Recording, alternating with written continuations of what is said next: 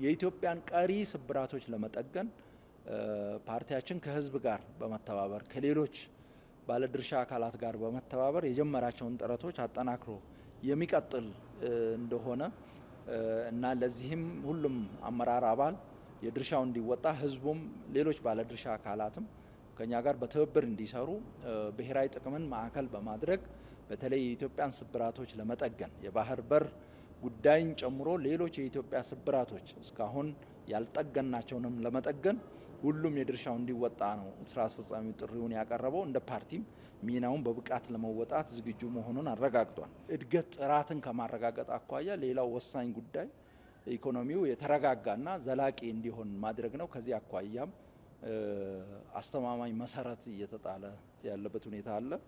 ስለዚህ በአጠቃላይ እድገቱ በቁጥር ብቻ የሚገለጽ ሳይሆን ጥራት ያለው የብዙሃኑን ተጠቃሚነት እያረጋገጠ ያለ እንደ ሀገር የጋራ ብልጽግና እንድናረጋግጥ እያስቻለን ያለ ነው። ይህንን በቀጣይ ማጠናከርን የምንቀጥል ይሆናል።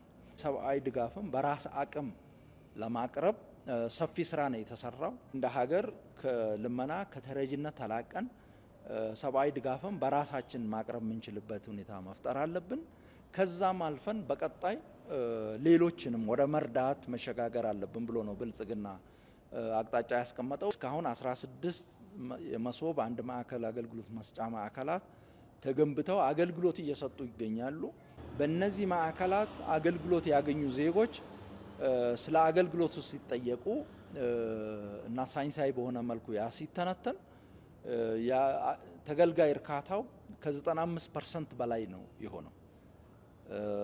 ስለዚህ ይሄ ጉዳይ በተለይ መሶብ አንድ ማዕከል አገልግሎትን ማስፋፋት የአገልግሎት አሰጣጥ ችግርን በዘላቂነት ከመፍታት አኳያ ብልሹ አሰራርን ከማስቀረት አኳያ የተገልጋይ እርካታን ከማረጋገጥ አኳያ ትልቅ ፋይዳ ያለው መሆኑ ያየንበት ነው። በሚቀጥሉት ወራትም የመሶብ አንድ ማዕከል አገልግሎት ማዕከላት እንዲስፋፉን አቅጣጫ የተቀመጠው እስከ ሰኔ 2018 ድረስ ወደ 100 ለማድረስ ነው ታቅዶ እየተሰራ ያለው። ከሰላም አኳያ እንደሚታወቀው በሀገራችን ችግር የነበረባቸው ውስን አካባቢዎች ነበሩ።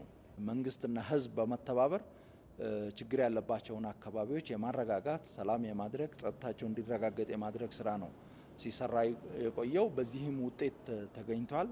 በቀሪ ቦታዎችም ከህዝብ ጋር በመሆን ሰላምና ጸጥታን የማረጋገጥ ስራ፣ የህግ በላይነትን የማስከበር ስራ ይሰራል። ማንኛውም የፖለቲካ ጥያቄ ያለው አካል ጥያቄውን በሰላማዊ መንገድ በዴሞክራሲያዊ መንገድ ለማካሄድ ምቹ ሁኔታ ተፈጥሯል። የፖለቲካ ምህዳሩ ለዚህ ምቹ ነው። ስለዚህ ይህንን ምቹ ሁኔታ በመጠቀም ማንኛውም ጥያቄ ያለው አካል ጥያቄውን በሰላማዊ መንገድ ማራመድ ይችላል። የሰላም አማራጭ የሚመርጡ አካላትን ምንጊዜም ከግማሽ ርቀት በላይ ሄደን ተቀብለን የምናስተናግድ ይሆናል።